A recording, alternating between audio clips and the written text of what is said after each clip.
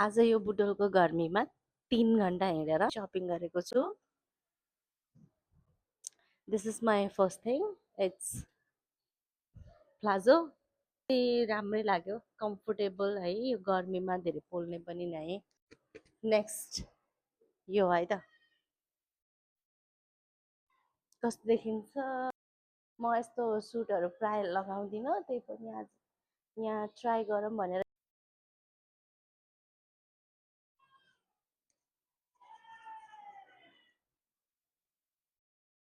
मलाई चाहिँ राम्रो लाग्यो है।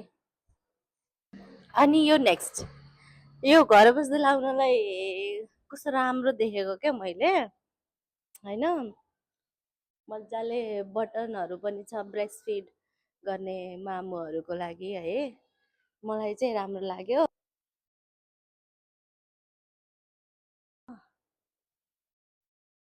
बहुत गर्मी छ। ए